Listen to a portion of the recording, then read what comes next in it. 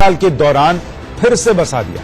India news के हाथ PoK और इंटरनेशनल बॉर्डर पर मौजूद पाकिस्तान के ऐसे टेरर लॉन्चिंग पैड की डिटेल्स हाथ लगी हैं। हम बारी बारी से आपको नक्शे में दिखाते हैं कि ये टेरर लॉन्चिंग पैड्स कहां कहां पर मौजूद हैं। दुनिया के नक्शे में जो हम आपको तस्वीर दिखाएंगे वो भारत और पाकिस्तान की है, जहां पर जम्मू कश्मीर है और जम्मू कश्मीर में पीओके यानी पाकिस्तान के कब्जे वाले कश्मीर में बॉर्डर के उस पार केजी सेक्टर के ठीक सामने पाकिस्तान का गोई लॉन्चिंग पैड है।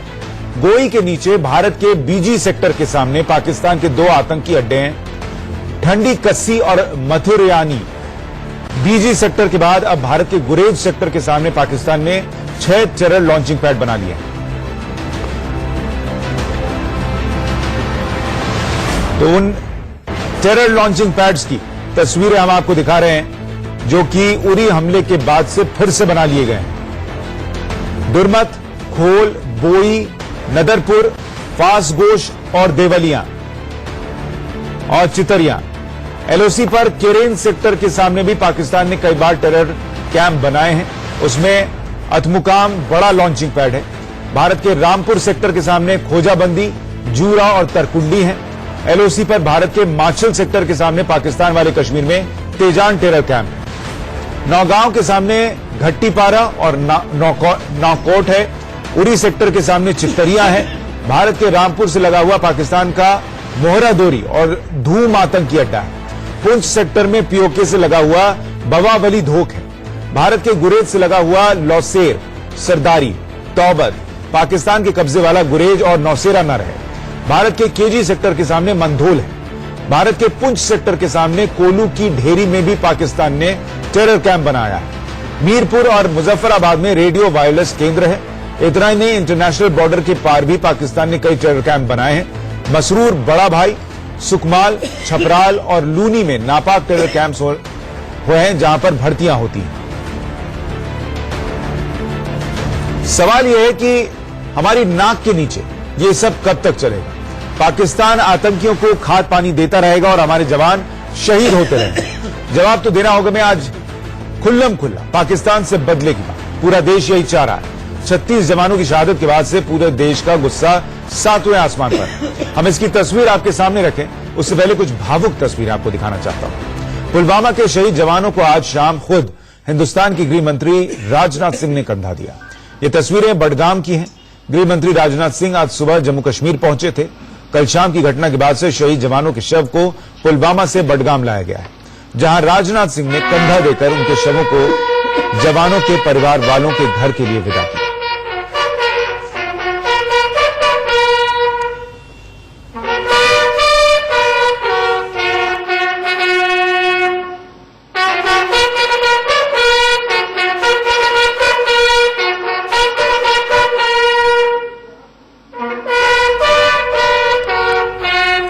इतना ही नहीं, हमले में घायल जवानों से भी गृह मंत्री राजनाथ सिंह ने अस्पताल जाकर मुलाकात की और उनका हाल जाना।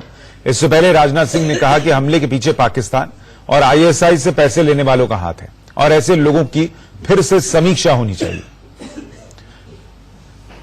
विदाई की ये तस्वीरें भावुक कर देने वाली। जो जवान शहीद हुए हैं, आज उन शहीदों को मैंने भी श्रद्धांजलि दी है और महामहिम राज्यपाल महोदय ने भी श्रद्धांजलि दी है और हमारे दिल्ली से होम सेक्रेटरी, बहुत सारे अफसर आए हैं और जम्मू कश्मीर के बहुत सारे अधिकारी थे। सभी लोगों ने आज शहादत दी है, उनको श्रद्धांजलि दी है और साथ ही साथ उनकी शहादत के प्रति सम्मान भी व्यक्त किया है।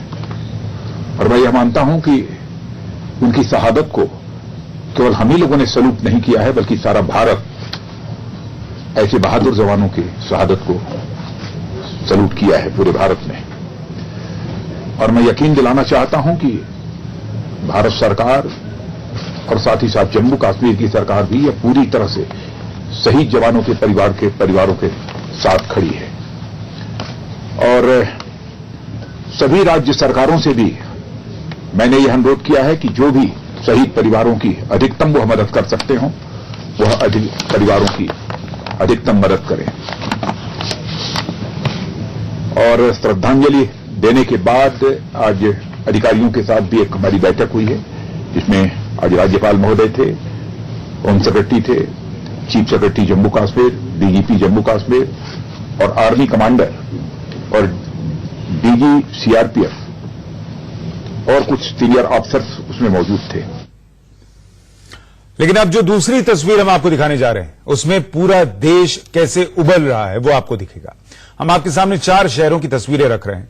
जम्मू से लेकर मुंबई तक हर तरफ गुस्से में लोग पाकिस्तान के पुतले जला रहे हैं। अगर तस्वीर दिखाने बैठूं तो समय कम पड़ जाएगा। शहर बदलते जाएंगे लेकिन गुस्से की तस्वीरें एक जैसी हैं। लोग हर कीमत पर पाकिस्तान से बदला चाहते हैं। आज प्रधानमंत्री मोदी के बयान में भी पाकिस्तान को लेकर जबरदस्त तलखी दिखी। उन्होंने देश के गुस्से को सही ठहराया, विपक्ष के गुस्से को भी सही ठहराया और खुद के गुस्से का भी इजहार किया। मोदी ने कहा कि सेना आर्मी को पूरी छूट दे दी गई है, वो जगह तय कर लें, बदला लिया जाएगा। बाद में झांसी पहुंचने पर एक दूसरे कार्यक्रम में उन्होंने कहा कि पाकिस्तान कटोरा लेकर खुद दुनिया में घूम रहा है, हिंदुस्तान को बर्बाद करने के सपने देख रहा है।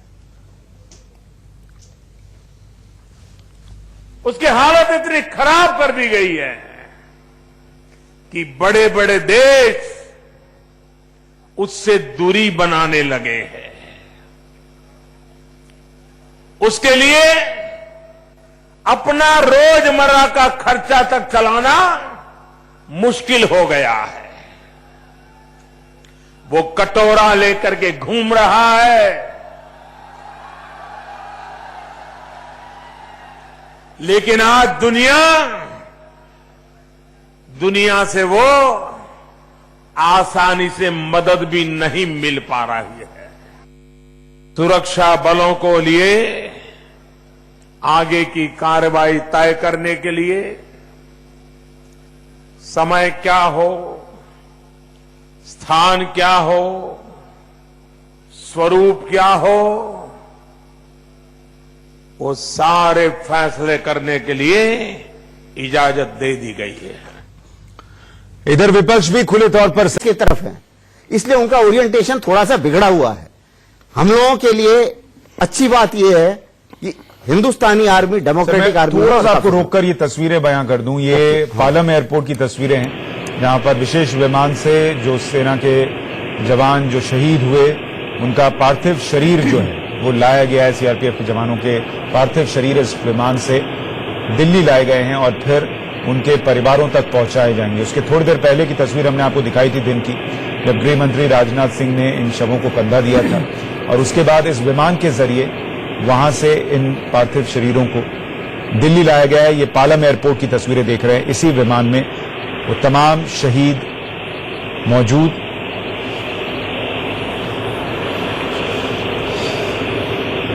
जो जानकारी मिल रही है उसके मुताबिक प्रधानमंत्री नरेंद्र मोदी, रक्षा मंत्री निर्मला सीतारमण और कांग्रेस के अध्यक्ष राहुल गांधी पालम एयरपोर्ट पहुंच सकते हैं यहां पर इन शहीद जवानों को श्रद्धांजलि देने के लिए। यह जानकारी मिल रही है। सर अपनी बात। हाँ, कई एक्शंस लाइन ऑफ कंट्रोल के ऊपर हमारे होते रहते हैं और हर एक्शन का ये जरूरी नहीं है कि उसको मीडिया में या पूरे देश के सामने लाया जाए। ठीक है, लेकिन कैजुअलिटीज उनकी होती रहती है और अभी जितने ऑप्शंस अवेलेबल हैं, जो हमारे पास ऑप्शंस अवेलेबल हैं, कई किस्म के ऑप्शन अवेलेबल हैं और उसके ऊपर मैं ज्यादा टिप्पणी ना। मैंने भी कहा कि उस पर हम ज्यादा चर्चा न करें। बोरा साहब, क्या अभी तक का रिस्पांस हमारा आपको ठीक लग रहा है? और जो बात मैं कर रहा था कि पाकिस्तान पर हम क्या करेंगे वो तो सेना पर छोड़ दिया गया। अगर प्रधानमंत्री छोड़ सकते हैं तो हमें देश के नागरिक होते हुए उन पर विश्वास करते हुए हमें भी छोड़ देना चाहिए कि रिस्पांस जो होगा वो जबरदस्त ही होगा। लेकिन देश के अंदर जो घर में बैठे लोग हैं उन पर और क्या किया जाना चाहिए इस वक्त? देखिए, इस चीज को दो तरीके से देखना चाहिए। एक तो ये कि लोकल कश्मीर के लेवल पे क्या हुआ, क्या होना चाहिए, क्या हो रहा, और एक हुआ कि बड़े पैमाने पे पाकिस्तान के साथ क्या करना चाहिए इंटरनेशनल लेवल पे। जहां तक इंटरनेशनल लेवल का ताल्लुक है वो तो डिप्लोमेट्स को एक्सटर्नल अफेयर्स मिनिस्ट्री बुला रही है। हमने अपने उच्चायुक्त को वहां से बुला लिया है। MFN स्टेटस भी खत्म कर दिया है। इसमें और जैसे इंडस वाटर ट्रीटी है, एक बार आपको याद होगा शायद चर्चा हुई थी कि वो पानी उनका अगर हक नहीं बनता तो क्यों दिया जाए। क्या पाकिस्तान से भी कह सकते हैं अपना उच्चायुक्त यहां से आप ले जाइए? हाँ, लीजिए। जैसे अपना हम हाई कमीशन बंद कर सकते हैं, वो बंद कर सकते हैं। ये सारे, एक तो मुझे लगता है कि एक तो ये है। दूसरा ये कि जो इंटरनेशनल अभी जो एनएसए अमेरिका के हैं, उन्होंने बात की है हमारे एनएसए से, इजराइल से बातचीत हो रही है, सब लोगों से। तो एक तो ये कंसर्टेड, चाइना ने भी एटलीस्ट कंडेम तो किया है, हालांकि उसके बारे में मसूद अजहर के बारे उसके बारे में हाँ उन्होंने कहा है कि वो नहीं स्टैंड वही है। दूसरा इशू है लोकल लेवल का। तो ये जो हुर्रियत वगैरह हैं, कई बार ये बात हुई है कि उनको हम सिक्योरिटी प्रदान करते हैं, तरह की फैसिलिटीज देते हैं, तो मैं समझता हूं कि एक झटके के साथ ये सब कुछ बंद कर देना चाहिए। और ये जो घटनाएं हो रही हैं, ये वहां के लोग फोर्सेस को मजबूर कर रहे हैं कि और सख्ती करें। अब मुझे तो एक बात आज तक समझ में नहीं आई सर, कि ये हुर्रियत के नेताओं को खतरा किससे, जो उनको सिक्योरिटी मिलती है, किससे खतरा है उनको? नहीं, अब कोई कंसिडरेशन होगा, लेकिन मैं आतंकवादियों के वो हिमायती हैं। जी। खतरा अगर आतंकवादियों से है तो वो तो उनके साथ खड़े होते, तो उनसे खतरा हो नहीं सकता। अब वो इंडियन भारतीय फौज तो उनको कुछ करेगी नहीं, ऐसा तो है खतरा ना, किससे है? सुशांत जी, वो इंडियन पासपोर्ट होल्डर्स हैं, इंडियन सिटीजन्स तो हैं ही, तो कम से कम एक सरकार की जिम्मेदारी बनती है कि अपने नागरिकों की सुरक्षा की जाए। अब मैं दूसरी बात कहना चाह रहा था, जो सीआरपी का जो इंसिडेंट हुआ उसकी बात। जो नागरिक अपने आप को भारतीय मानने को तैयार नहीं है, उसकी सुरक्षा आप क्यों करें? मुझे कौन सी, मेरे साथ कौन सी आप आपके 5 लाख हिंदू निकाल देंगे, उनकी सुरक्षा तो आज तक किसी ने नहीं करी। जिन्होंने निकाला, आप कह रहे हैं उनकी सुरक्षा होनी चाहिए। So perpetrators of crime should be given protection, victim को प्रोटेक्शन नहीं मिलना चाहिए। एक मिनट साहब, मैं नहीं कह रहा, ये तो सारी सरकारें कर रही हैं जब से हिंदुस्तान आजाद हुआ है। सारी सरकार कर रही है, सरकार कर रही है, सवाल ये नहीं है। सही नहीं बनता, नहीं बनता, अगर सदियों से गलत होता आ रहा है तो सही नहीं होता। मैं तो कह रहा हूं हटा लीजिए। मैंने तो कहा कि झटके से सब कुछ बंद कर देना चाहिए, ना कि फैसिलिटी बंद करो, इनको भी बंद कर देना चाहिए। और इनको तो ट्रीजन के लिए ट्राई करना चाहिए, कोर्ट में इनको सजा मिलनी चाहिए। मैं दूसरी तरफ बात कर रहा था सीआरपी के घटना की, उसमें भी देखना चाहिए कि पहली बात यह कि घटना क्यों हुई, इन्वेस्टिगेशन हो रहा है। सबसे बड़ा जो मुझे मुद्दा लगता है इसका, ये जैसे सड़क है, जैसे सड़क से कॉन्वॉय जा रहा था, सुबह जम्मू से चला है, जवाहर टनल पार करने के बाद 3:15 बजे के करीब ये हादसा हुआ है। 30-40 मिनट का रास्ता रहता था श्रीनगर का, उस वक्त ये घटना हुई है। इतनी गाड़ियों का काफिला था, ये तीसरी चौथी गाड़ी के साथ हादसा हुआ है। जो साइड की जो सड़कें होती हैं, वो सिविलियन की फैसिलिटी के लिए जनरली खोल रखी होती हैं कि अभी चलो लोगों को दिक्कत ना हो। अब उस पे एक दो जवान होते हैं, रोकते हैं। अब 1-2 जवान से रुकता तो है नहीं, तो अब यही करना पड़ेगा। एक तो इनको यह है कि वहां पे परमानेंट रोड बंद करनी पड़ेगी, चाहे आर्मी जाए, बीएसएफ जाए, सीआरपी जाए, वो करना बहुत जरूरी है। वो आगे मॉडर्न बैरियर लगा सकते हैं। इन्वेस्टिगेशन तो वही है, जनरल सोनी, वो की जाए। जनरल सोनी, आपके हिसाब से जो अभी तक हुआ, क्या वो सही हुआ, सही जो हो रहा है? 1 मिनट में रोक कर जरा तस्वीरें बयां कर दूं दर्शकों के लिए एक बार फिर से। आप देख रहे हैं पार्थिव शरीर उस विशेष विमान से दिल्ली लाए गए हैं। ये पालम एयरपोर्ट की तस्वीरें हैं। तिरंगे में लपटा उनका पार्थिव शरीर इस वक्त बाहर लाया जा रहा है, और कहा यह जा रहा है कि प्रधानमंत्री मोदी भी वहां पहुंचने वाले हैं, रक्षा मंत्री और राहुल गांधी वहां पर पहुंचने वाले हैं। और फिर हम भी सुशांत जी यहाँ से हाथ जोड़ दें, सलूट कर देता हूं। बिल्कुल, हम भी नमन कर रहे हैं हाँ। इन तमाम लोगों को, तमाम जवानों को जो शहीद हुए, और सब कई प्रदेशों से हैं, ऐसा नहीं कि खाली इधर से हैं। तभी तो देश साथ बहुत खड़ा है ना प्रदेशों सर। से हैं, बहुत प्रदेशों से हैं। क्योंकि प्रदेश कोई भी हो, सब देश के लिए ही थे, जी। और इसीलिए देश इस वक्त साथ खड़ा है। तस्वीरें हम दिखाते रहेंगे, लेकिन जनरल सोनी, मैं आपसे पूछ रहा था कि अभी तक की कार्रवाई आपके हिसाब से उचित है, और क्या इसमें और जोड़ा जाना चाहिए, किया जाना चाहिए? बलोचिस्तान का कर लीजिए जी, मैं तो कहता हूं उनके एम्बेसी खोल लीजिए, उनको रिकॉग्निशन दे दीजिए, आज ये कर दीजिए कम से कम। तमाम को ठहर जाओ, 1 मिनट जी सर, 1 मिनट जी। जो हमने, हमारी कंट्री ने जो कदम उठाए हैं, हमारे प्राइम मिनिस्टर ने, हमारे होम मिनिस्टर ने बहुत बहुत सही बोला है। मैं बताता हूं कि इसका मल्टी प्रोंग्ड एक अप्रोच होना चाहिए। एमएफएन तो हटा दिया है, अभी क्या करना चाहिए? Why cannot we stop visas, work permits, जो कि पाकिस्तानी इंसान यहां पे काम करने आते हैं, यहां पे ट्रैवल करने आते, उनका वीजा बंद कर दो। जो इलाज कराने आते हैं उनका भी रोकिए, सबका रोकिए। एम्बेसीज है, हाई कमीशन है, बंद कर दो। नहीं, उड़ाने बंद कर दीजिए उनकी। नो मेडिकल फैसिलिटी, कोई मेडिकल फैसिलिटी नहीं जी। मैं आपको कहता हूं उनके एयरक्राफ्ट बंद कर दीजिए, उनके किसी प्रकार का कोई भी कार्रवाई, कोई भी काम अगर हमारे देश में है उसको बंद कर दो।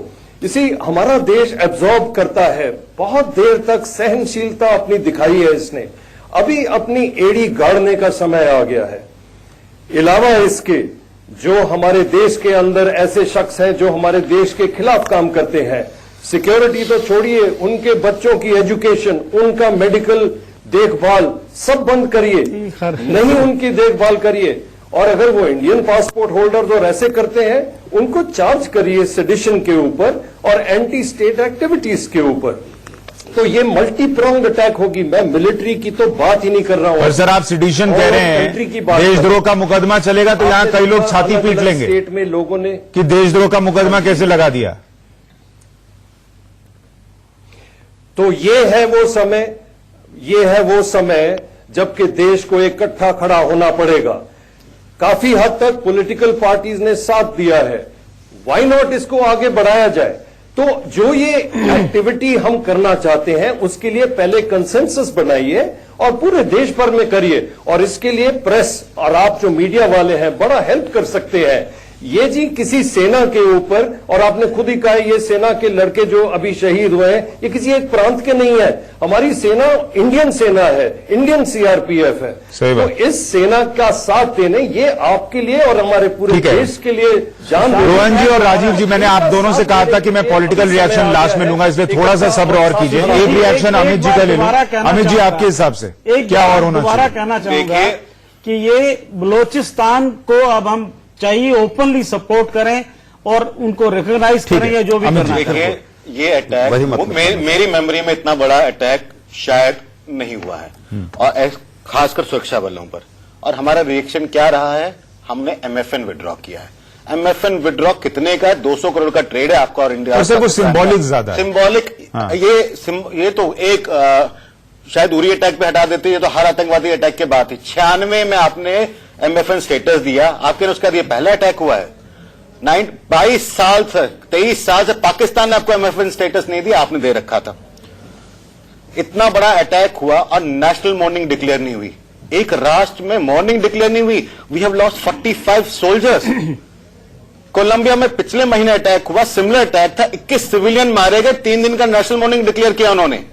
ब्रसेल्स में अटैक हुआ, उन्होंने नेशनल मॉर्निंग डिक्लेयर किया। पेरिस में 3 बार साल में जब अटैक हुए, Charlie Hebdo, Nice, Paris attack, national mourning declare किया। हमने 45 जवान खो दिया, हमारे नेशनल मॉर्निंग नहीं है। State is doing business as usual. प्रधानमंत्री आज जाके रेल इनॉग्रेशन करते, 3 दिन बाद हो सकती थी वो रेल इनॉग्रेशन, आज नॉर्मल ट्रेन चला लेते। तो हमारा कोई रिस्पॉन्स है नहीं, हमने आर्मी को खुली छूट दे रखी है। हमारा पॉलिटिकल रिस्पॉन्स कहां है, हमारा डिप्लोमेटिक रिस्पॉन्स कहां है? आर्मी विल नॉट, आर्मी आप चाहते हैं कि आर्मी चीफ कहे कि पाकिस्तान एक एनिमी स्टेट है?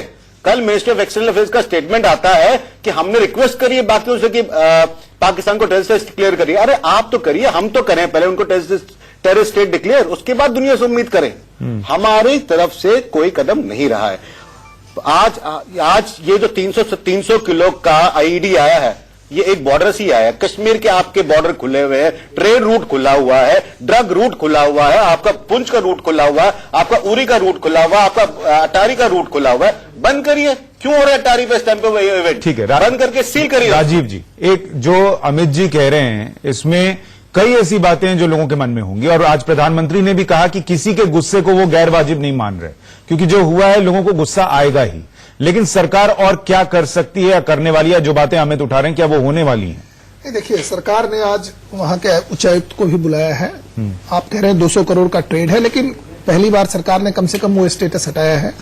सरकार ने आर्मी को कहा है कि आप एक्शन लीजिए। मैं इनसे बिल्कुल सहमत हूं कि आज के दिन में जो गुस्सा है वो इस तरह की घटनाओं से और इस तरीके के एक्शन से शांत होने वाला है नहीं।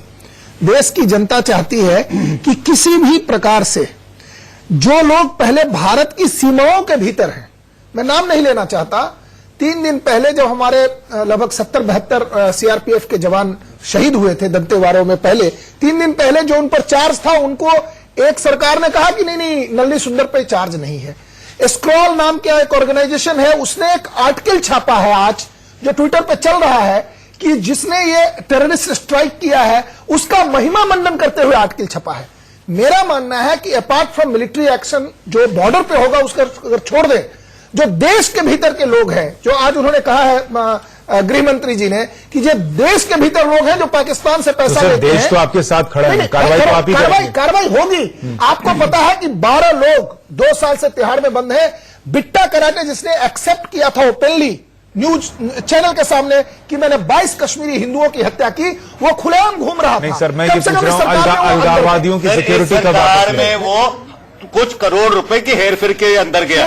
यासीन मलिक, आप फौजियों की जान की बात करते हैं, यासीन मलिक ओपनली एडमिट करता है 5 एयरफोर्स ऑफिसर की किलिंग 89 की, 30 साल होने को आगे सीबीआई अजमेर केस में वो 1 इंच आगे नहीं बढ़ा है। ये है फोटो प्रधानमंत्री मनमोहन सिंह की उसको चाय पे बुलाते हुए। मैं वही कह रहा हूं सर, वो सबने देखी है, मैं उससे नहीं जा रहा सर। स्टेट का आप मेरी बात नहीं, पर मैं ये कह रहा हूं सर, स्टेट का एक्शन नहीं। राजीव जी, आप उनसे फिर सिक्योरिटीज तो वापस लीजिए। नहीं, बिल्कुल, ये आज उन्होंने कहा है गृह मंत्री जी ने कि जो लोग लेते हैं सिक्योरिटी ही वापस नहीं लेंगे, उनके खिलाफ भी एक्शन करेंगे। ठीक है। 12 लोग 2 साल से रोहन गुप्ता, क्या अभी तक सरकार का रिस्पांस ठीक है? पहले मैं आप लोगों की भी तारीफ करूं, राहुल गांधी की, प्रियंका गांधी की, जिस तरीके से देश के साथ आप खड़े हैं। जिस क्या कल आज तो राहुल गांधी जी 24 घंटे के बाद उनको लगा कि देश में जो आक्रोश है इसके लिए वो आकर के उन्होंने कहा, लेकिन कल उनके चीफ स्पोक्स पर्सन ने जो बात कही है, जरा वो ट्विटर भी दिखा दीजिए देश की जनता। पर सर, आपके पार्टी के सांसद हैं, वो भी तो नाच रहे थे, गाना गा रहे थे कार्यक्रम में। मैं उस पर नहीं जा रहा हूं, इसीलिए कह रहा हूं कि इसको अलग रखें सर। सब ऐसे एक आध मामला पकड़िएगा, सब होगा। मैं कह रहा हूं राहुल गांधी ने आके कहा ना कि साथ खड़े हैं, ये अच्छी बात है। रोहन जी, अभी तक का रिस्पांस ठीक है क्या देश का, और क्या होना चाहिए सरकार का? देखिए, जो आपने बताया पूरी कांग्रेस पार्टी सरकार के साथ में, पर इस बार सुशांत जी जो हुआ है वो ना भूतो ना भविष्य की, देश के दिल पर वार हुआ है। और जब तक जो भारतीय को आज जो दर्द हुआ है इसका एहसास पाकिस्तानियों को नहीं होगा, तब तक मुझे लगता है कि अपना बदला पूरा नहीं होगा। दूसरी बात, हम कब तक रिएक्टिव रहेंगे? एक ऐसा माहौल बनना चाहिए, एक ऐसा एक्शन होना चाहिए कि जिसके जड़ से ये लोग खत्म हो जाए, इनको एक सबक मिले कि नहीं सही में जब देश की बात आती है पूरा भारत एक है और हम एक्शन ले सकते हैं। सिंबॉलिक चीजें ना हो, एक सर्जिकल स्ट्राइक हो गई उसके बाद हम लोग देख रहे हमलों पे हमले हो रहे हैं, नहीं, इनको जड़ मूल से आप निकालिए। पूरा देश आपके साथ है, पर कुछ करके दिखाइए। आपकी राज्य सरकार है, आपकी केंद्र सरकार है, 5 साल से है, देश चाहता है, ये अति हो चुकी है, कुछ करके दिखाइए। पूरा देश आपके साथ है, पर ये दर्द सह नहीं जाता है। आज मैं आपकी डिबेट में बैठा हूं, not as a Congress party spokesperson, but भारतीय, हम नहीं देख पा रहे जो विजुअल आपकी चैनल्स में आ रहे, नहीं देख पा रहे इन परिवारों की वेदना। हम चाहते हैं कुछ हो इस बार, भूल जाइए इस मुद्दे को, आप राजनीति से मत पूरी। पाकिस्तान पूरे देश का दुश्मन है। हम चाहते हैं देश के प्रधानमंत्री एक ऐसा एक्शन लेके दिखाए कि देश का उनके अंदर कॉन्फिडेंस। लेफ्टिनेंट जनरल सोनी, मुझे एक बात बताइए, रोहन जो कह रहे हैं, और हमने शुरुआत में एक चीज भी दिखाई थी कि कैसे जो सर्जिकल स्ट्राइक हुई थी उसके बाद उन्हीं जगहों पर फिर से टेरर कैंप्स तैयार कर दिए गए, तो क्या एक और सर्जिकल स्ट्राइक उपाय हो सकता है या उससे अब आगे जाने की जरूरत है?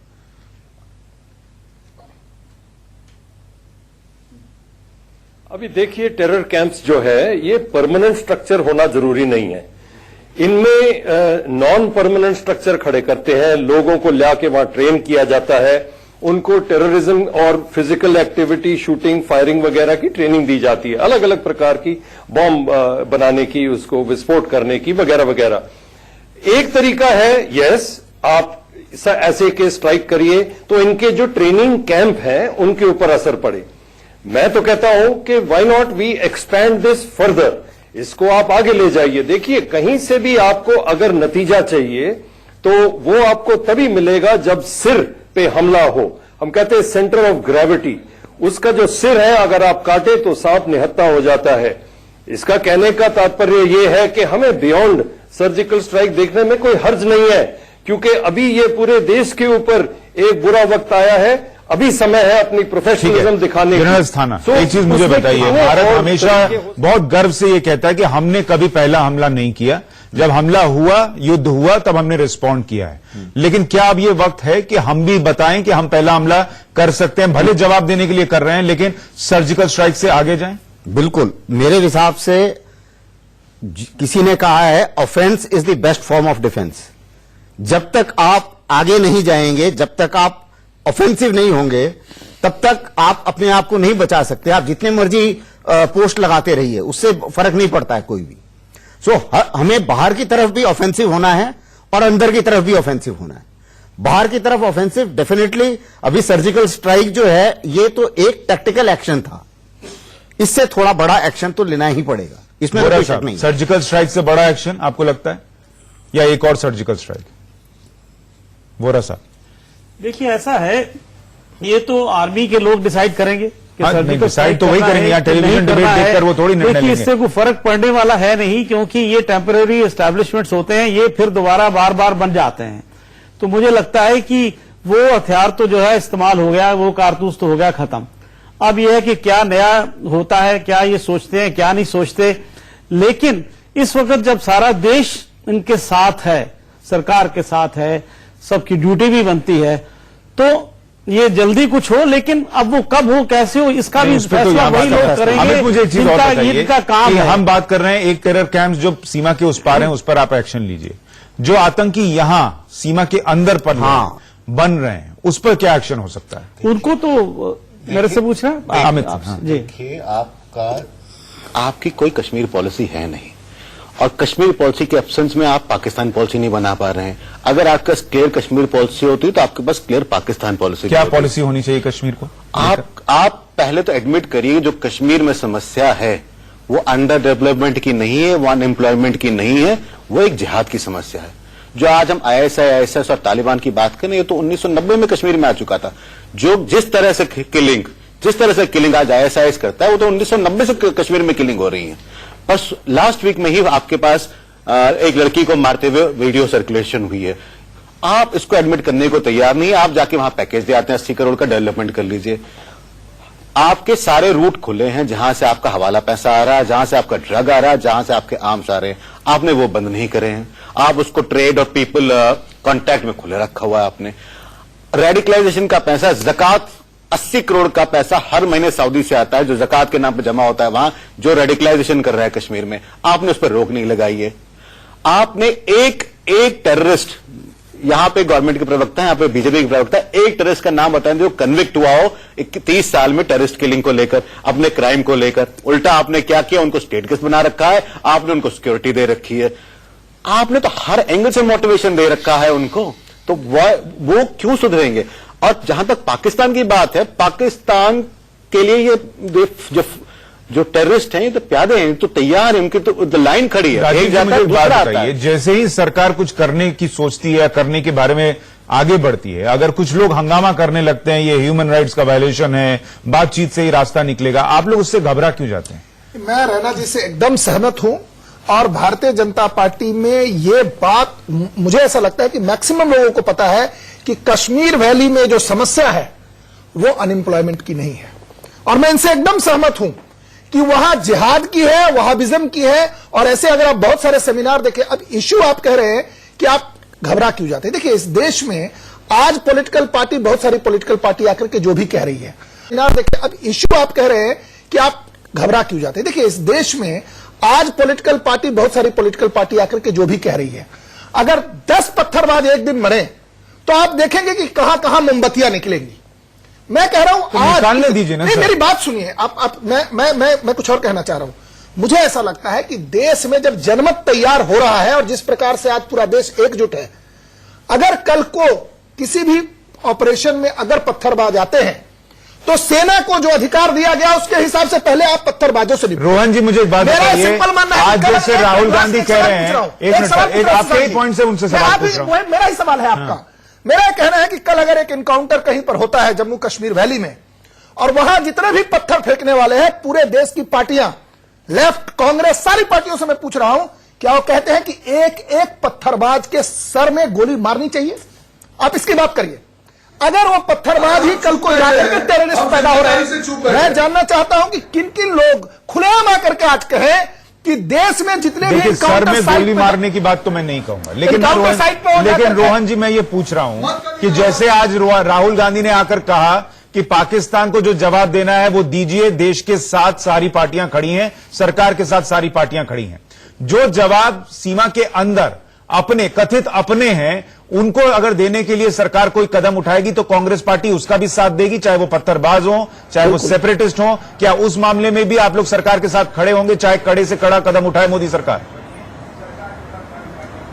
बिल्कुल बिल्कुल बिल्कुल आतंकवाद को रोकने के लिए जो भी कदम उठाएगा कांग्रेस पार्टी साथ में।